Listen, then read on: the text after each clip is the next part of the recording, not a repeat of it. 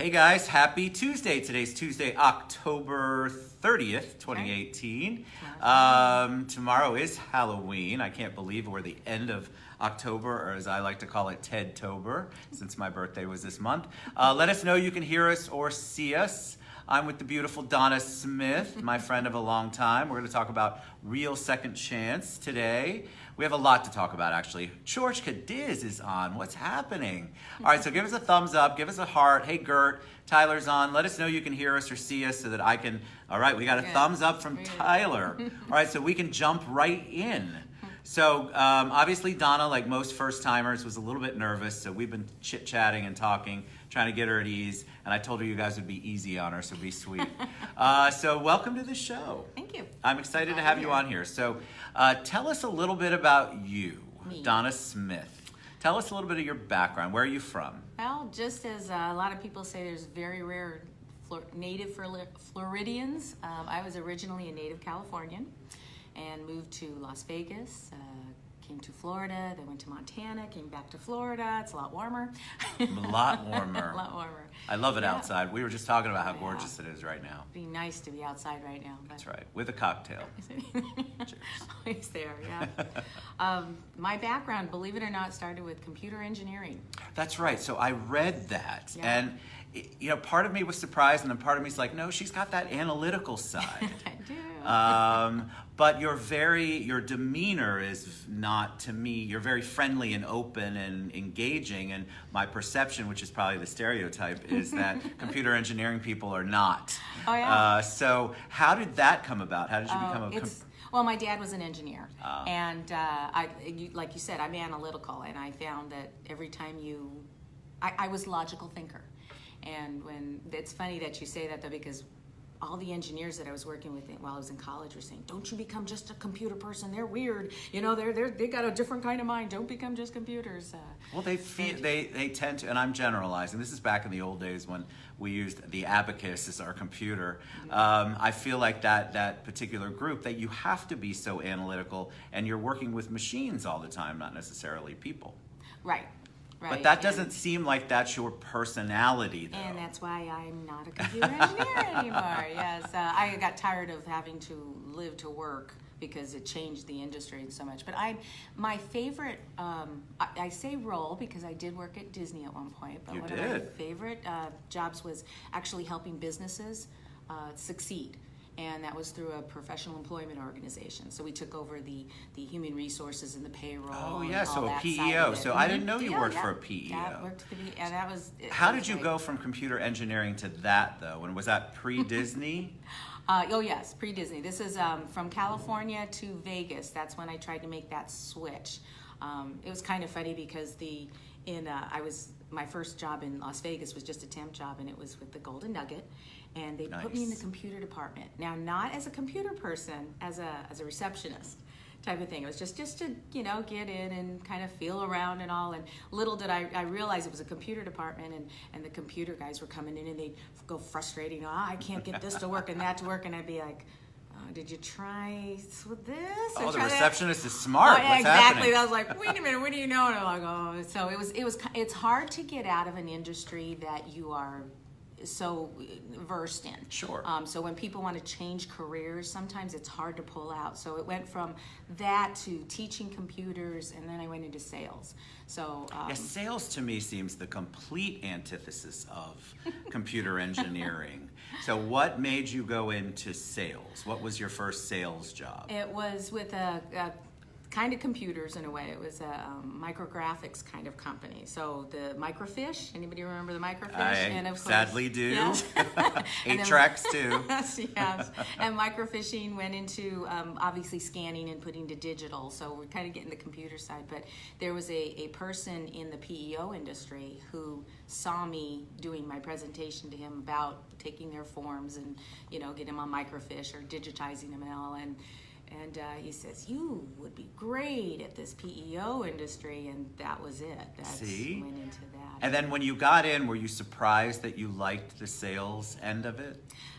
Yeah, in a way, but because, kind of a typical woman, there's a social aspect and that nurturing side that, we want to help. So even when I was going into computers, people said, oh, that's where the money is. And, you know, this is going back to the 80s and all. And it was never the money. It was the helping side that always motivated me. Isn't that interesting? Because I think a lot of people undervalue how that is. You've got a nurturing, helping side, and that can really fulfill a need, even though it doesn't seem like the industry you're in might necessarily be the one that matches. If it provides that need, then you can do well in it. Now, how did you go from that to the mouse? Well, I was born in California, and Disneyland was a yearly trip for our family. And so as a kid, you always grew up going, I want to work there, I want to work there. By the time I was able to be in that vicinity in California, it's a very large state like Florida, I was already in the middle of my career with the computers and all, so you didn't want to kind of start all over again. Sure. And my husband brought me from there to Florida somewhere along the line, and originally he was thinking Tampa, and we get to Tampa and we go, oh, let's go closer to Orlando, and in the back of my mind's going, Disney. Yes.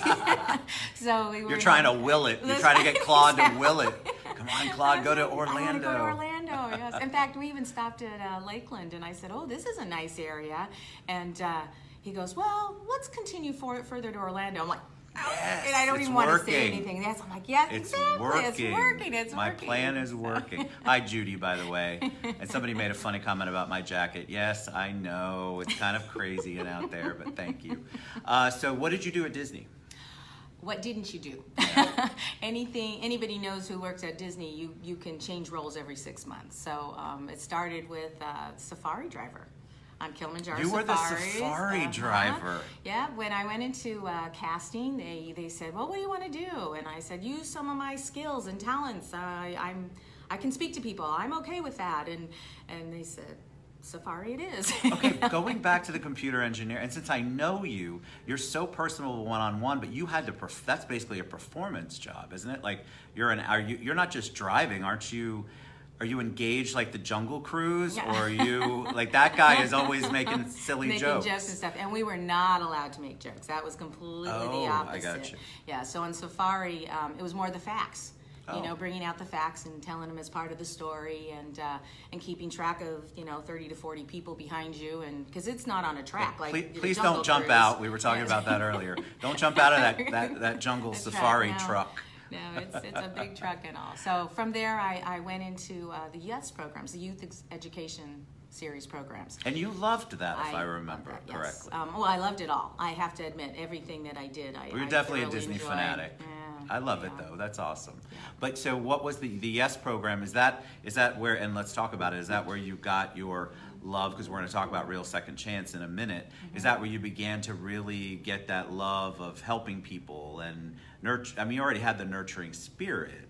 But talk about YES. Talk about what that program. Well, the YES program is teaching kids their subjects and other subjects in the parks. So you learn physics, but now let's apply it to the real world. So you were in the park, and with the physics and chemistry and history, and there's all these different programs that they have, like 23 programs, but there was also leadership programs and teaching seniors and juniors how to go out into the world, and so that ties in very much with Real Second Chance for your entrepreneurial side. They had college programs, and we were teaching teamwork and things like that. Did you have them from all over the world, all right? All over the world. So the people came in, and you were having to figure out, they came in for the specific, they had a specific Disney college program, then they funneled to you, or did they come in specifically and you were part of that? The college program is completely different. College program is literally taking college students and putting them into the workforce. The education series is a way for teachers to make their topics fun, yes, or bring it into the real world so they understand how you're applying it. Because you go, oh, I'm learning algebra, big deal, what's that going to do for me? And when you apply it to the real world, then things click. And that was so... Oh, it pings in my heart here, because when you see a child turn and go, oh, the lights go on, that whole light bulb goes off, and that is just a complete joy to any of the facilitators that worked at the Youth Education Program, the YES programs. Yeah, because I think I think learning people learn in different ways, but most people will tell you that they learn, they don't want the boring book lecture. Right. They want to experience it or be told that what they are interested in doing, there's another way to do it, or there are other options, like you were talking about, Yeah. teaching algebra in a different way, physics in a different way, where it's actually engaging in real world rather than just the textbook and the boring professors I used to have. Right. It was awful. It was terrible. I have a finance degree, and I think I did 99% of it on my HP calculator and had no human interaction with anybody. All right, so how did you go now from the YES program, and now we have Real Second Chance. So let's talk about Real Second Chance. So the love of trying to help out people, people experience that in different ways, especially women. We're always reaching out towards other women. If you look at women, they're very supportive of each other and in groups and all. So from the beginning, even back in high school, even grade school or whatever, I was always doing some social kinds of things to help out. I was on the board for Juvenile Diabetes Foundation in Las Vegas, and so coming to Florida, then you start over again with certain things. Sure. And when I heard about Real Second Chance, that was like, that works. I mean, that is something that's needed. There's a niche, and it helps, again, that fulfilling of, well, you know, I don't know, there's probably a lot of people out there that when they were younger say, if I win the lottery, I'm going to, you know. Correct. And I had always thought about a scholarship program or some way to get something from a disadvantaged point of view to get a better opportunity. So talk about what Real Second Chance is. So it's a nonprofit organization, a 501c3 organization that is to help homeless women, women who have at risk. Maybe they've been abused, raped, or had some kind of catastrophic event in their life that has put them into a situation like homelessness. And it's to help them get out of that by becoming an entrepreneur. So a lot of people will turn around and say, well, how can you take a homeless person, an entrepreneur that's starting their own businesses? Well, let's take a look. Even in the YES programs that I had, we had an entrepreneurship leadership program that we taught, and we asked the kids, well, name entrepreneurs, and what are some of the traits that they show? Well, a good entrepreneur has traits like they're very independent, they're risk takers, okay?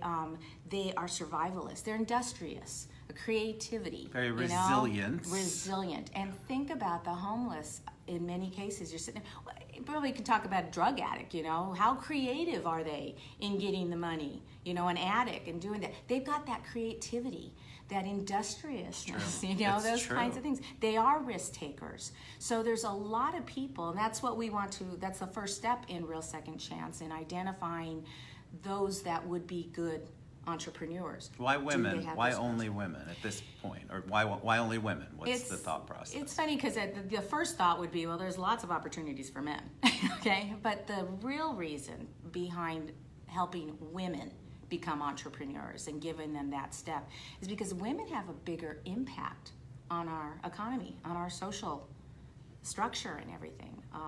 We'll look at the positive and negative side of both of it. If you think it's very easy to try and figure out, well, what do you mean negative? What women having a bigger impact than a man? Well, women are family. You know, they have children. So if you take a look at a homeless woman, you know, if they get sick, then they turn around and they can't get that over-the-counter medicine, right, and turns into pneumonia, and now they're in the hospital. And by law, ER, they have to treat regardless of people paying the bill. So now all our economy is going towards that part. And let's take a look at a woman with families. Okay, you got the kids. All right, now you're taking a look at a pregnant woman who's an addict. And when they turn around and have a baby, now you have a baby on drugs. You have all the mental impairments with alcoholism and things. So the negative impact can be, you know, quite large on that. So a woman can affect the economy in just the opposite way too. In fact, even more so, because when you take a woman off the street who, just so you know, the largest growing population of homelessness is families. Yeah, I know. 90% That's of them. heartbreaking. It is. It's and, heartbreaking. And 90% of them are headed by women. Right. Okay, so again, Yeah, it's not usually a full traditional male-female family unit with Right. kids on the street. It's usually a single mom with children or With a children. child on the street, and Right. that's the number one growing population. Yeah, and so you're taking that off and you're trying to make that a positive side. So economically, right off the bat, it can help. But now you're taking a woman. Just like I was saying, I'm a typical woman. We've got that supportive nature, that nurturing nature. We want to help other women. So a successful woman doesn't just sit behind the desk and say, okay, that's my life. We're out there saying, how can I help? How can I be a part that shows another person that they can do it too? Right. You know, so Where did really the idea come from? What were your, obviously you have a passion, but when you choose women, or when you specifically choose homeless women, for example, How did that start? How did that start? It was a conversation between two of the founders, my husband and Dr. Gary Wallaby, and they were just talking, and Dr. Wallaby was talking about how his group had actually helped many people get jobs, women in particular, get jobs. And it was very frustrating to them because after about 6 months, they quit, or they went back to the environment that caused them to be homeless, or go into they didn't change their behavior. And Claude Smith turns around and says, well, you know, maybe if they had their own businesses, they would be motivated, because that's very insightful, Claude, who's behind us, by the way. Yeah, and if you think about it, I mean, as sales, going from the sales side, the number one, or one of the very top motivation for people to buy is the fear of loss. Right. Well, when you're homeless, you've lost everything already. So what is the motivation? You get them a job. Well, they've lost everything. Where's the motivation for them to continue? When you have your own business, that's your passion. And just like we would teach at Disney, you know, go for your passion, find something you're passionate about. And so as a woman who has that supportive nature anyway, if they're given that support and to follow their passion and try to make successes of themselves and help their families, that's huge. That's gigantic. They'll keep their job because there's a reason for it. There's Right. the motivation. Well, they're not just working for someone anymore. They're working for themselves and for their family. I think there's a different mental thought process as far as that's concerned. That's why a lot of people people in general don't like to, when they're working for another person, they feel like they're in a dead-end situation. But when you work for yourself, it's got this whole wonderful feeling of pride, and you're moving forward, You're progressing, and you're doing it for you and your loved ones, not for the person you're working for. Exactly. So how do you choose? What are you working on right now? What's the process? So it has just started, but there's basically two main portions of the organization. And first is identifying those that would be good entrepreneurs or have those skills, because not all people that are addicts or have that high risk, you know, factor in that they've been abused or raped or whatever, not all of them have those entrepreneurial skills that they don't even realize they possibly have. You know, so it's identifying that. Sure. So once you find a candidate that has some of those talents, then it's getting them to, you know, recognize that we're going to help out. We're going to make it success. It's not just, okay, so we're throwing money at it. We have tools that we have to put into place to get them to be that point. Well, yeah, I would imagine you don't say, all right, candidate XYZ, here's $10 million, go forth and do good. There's a whole process behind that where you are, because the last thing that you want is to be able to try to help them, and then there is a sense of loss. They begin to feel defeated. You're building the processes in place so that there is success. Right. And we're not guaranteeing 100% success all the time, because in all businesses there are issues, but what you're giving them are the tools to help them move past those stumbling blocks that we all deal with in business. Exactly. So, where are you at as far as where are we at as far as the process of launching the first one? Do we have any candidates yet? And if we don't, tell the audience what a good candidate looks like. And I'm using the word candidate. This is my word. Is that the right Sure, word? Okay. Sure, that'd be fine. Yeah. So it is the beginning stages where we are now putting up. We've got a questionnaire that will help us identify those candidates that have a lot of those types of skills. An at-risk. There are people out there that you might know that they've lost their job. Okay, they're homeless. They're raising kids. Maybe they've been abused, and the abuse goes along many lines. I mean, it's not just physical. There could be verbal, could be sexual. Agreed. You know, the rape victims, addicts who want to possibly, you know, try and break that mold. And just like it is with a smoker, they always say that there's got to be their reason for quitting smoking. Correct. You know, it might be showing them the lung, but maybe it's the daughter that they want to walk down the aisle, or it's different for different people. And that's part of the problem, is giving the motivation. So Real Second Chance is there to actually identify some of those people and give them that motivation for them to be able to succeed. And so we're starting to partner up and work with different groups that possibly can help us identify a candidate. They come across a lot of different people, so maybe they can send us a few their way. So we're working on that, working on the fact that they need to have a home. You know, like we talked about that cold that went to pneumonia, you know, Right. You need to have the nutrition and a place that they can actually start working. Correct.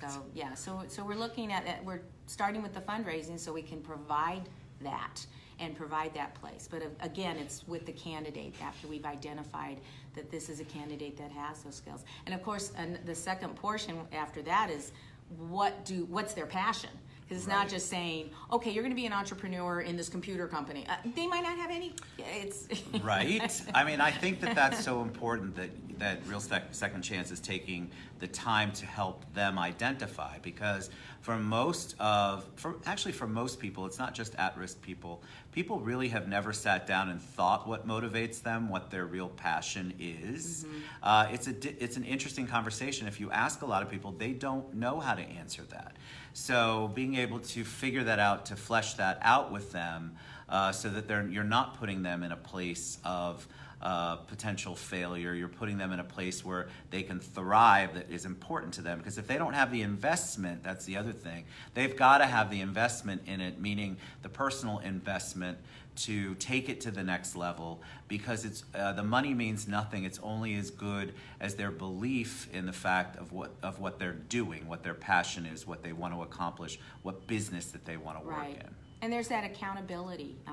You know, we would probably all talk about there's a lack of accountability in the world with certain things, and they are becoming accountable to themselves and what they want for their own business. Right. And we want to help them succeed. So So what's the next step? Where do you see this? And if I've missed anything, Claude's in the background there and Donna's here. She's got some notes in front of her. Thank God somebody has notes at this table. But what is the next step? Where do you want to see Real Second Chance go? Well, the next step is actually fundraising. So we are going to be doing a fundraiser so that we can have those tools. Again, we have to identify candidates. We have the questionnaires and the studies to help them figure out what their passion is and who's a good candidate. And we need the funds to be able to say, okay, now we got to shelter them. You know, we've got to give them their computer or whatever, the tools that they need so that they can get their business started, and the support that's there. So that's the next big Not to step. quote a friend of mine, but I'm going to anyway. It's a hand up, not a hand out. You're really trying to help them so that they've got, again, the skin in the game. But you want to give them everything that they wouldn't have access to. Exactly. You want to give them all the tools. Yeah. All right, so. That old saying about tell teach us. a person how to fish Yes. instead of giving them the fish. Well, I think it's so important too, and I think Real Second Chance. The reason I love the organization because to me it's unique. What you're talking about, entrepreneurship, really is such a wonderful thing to be able to, it's a gift to be able to give someone. And a lot of times people just don't have the tools or the wherewithal or the resources to live that dream, to take the leap. We talk about it on the show a lot. But I also love having a real second chance, because a lot of times, like you were talking about, the people who go to work, then they're out of work and then they're back to the same situation. Right. It's because just giving someone a job doesn't necessarily get their mindset out of what they've been dealing with, for whatever reason brought them to that situation. So there's a lot of factors involved, and a job is only one of them. There are so many more things, and so Real Second Chance has created a platform and a program where they're taking all of that into consideration. Right. They're taking all of the potential factors, as many as we can possibly think of, so that they can have the greatest chance of succeeding and moving forward and being a true entrepreneur. And when you bring up entrepreneur, when I was at Disney, we talked to kids and said, name an entrepreneur. It was all men. You know, very rarely could we have the women. And what I love about this is there are a lot of entrepreneurial women that are successful. Agreed. Women help each other out. So this is the positive Me Too movement, because we women saying, I can do this too. So this is the I Too movement. I too can become an entrepreneur. I too can be successful. And women are going to help other women do that. And they already have. And there's people like Danny Johnson and Amy Elizabeth who wrote I'm trying to remember which one wrote the book of Poverty Sucks. And we're out there to try and help these women and help them succeed, because that is what women do. We are nurturing, we are supportive. Amen. And Real Second Chance is that opportunity for, I too can become my own business. I too can succeed at this. All right, so we're going to share all of Danta's. Where here we go. Donna, yeah. It's late in the day. No, He's it's had not. a lot of alcohol. I have not had enough. That's the problem. We're going to share all of Donna's contact information, how you can reach out to her, how you can learn more about Real Second Chance. After the show, we'll give. I posted the website link when I posted the show, but we'll do it again. Any parting words of wisdom for them? Anything you want to share with them, Donna, before we head out? Well, like I said, I too can do it. I too can do it. All I right. too can do it. So you guys are empowered. Reach out to Donna. Reach out to me if you want Donna's contact information. If you miss it, share the show. We really do want to bring in candidates. We want to get more people in, because the more we can get in, it's kind of this very cool system of the more we bring in, the more we build, they will come. And that's for the That's fundraising exactly too, right. Yeah. and for the candidates. So please reach out to her. Reach out to me. Thank you so much appreciate for that. being on. Thank you, See, it Ted. wasn't that Thanks for bad, being was there. it? No. See? No. And you looked at the camera the whole time. It was good. All right, we love you guys. We'll see you tomorrow. Thank you for Mwah. watching, everyone.